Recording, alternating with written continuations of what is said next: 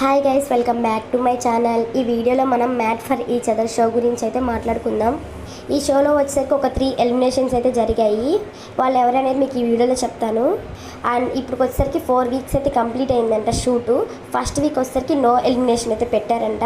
Second week వచ్చేసరికి హరిత and Harish వీళ్ళైతే జోడీ ఎలిమినేషన్ అయిపోయింది. సెకండ్ వచ్చేసరికి మనకి బిట్టు అండ్ సంధ్య వీళ్ళ జోడీ ఎలిమినేషన్ అయిపోయింది. అండ్ థర్డ్ వచ్చేసి మహేష్ అండ్ శాండ్రా వీళ్ళ జోడీ అయితే ఎలిమినేషన్ అయిపోయారు. అండ్ ఫోర్త్ లీస్ట్లో వచ్చేసరికి నటరాజ్ మాస్టర్ అండ్ నీతు అయితే కొంచెం లీస్ట్ స్కోర్లో ఉన్నారంట. సో నెక్స్ట్ వీళ్ళే ఎలిమినేషన్ అని అప్డేట్ వచ్చింది. బట్ చూద్దాము, ఇలా మంచి మంచి జోడీల్ని ఎలిమినేట్ చేస్తే బీబీ జోడీ సీజన్ 2 మనం అంత ఇంట్రెస్ట్గా చూడట్లేదు కదా, అంత ఇంట్రెస్ట్ అనిపించట్లేదు. టీఆర్పీ కూడా రాలేదు.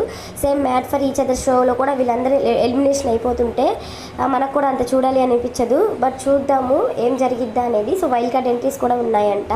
ఓకేనా, మీకు కనుక వీడియో నచ్చినట్టయితే లైక్ చేయండి. ఏదైనా ఇన్ఫర్మేషన్ రాగానే నేను వీడియో చేస్తాను.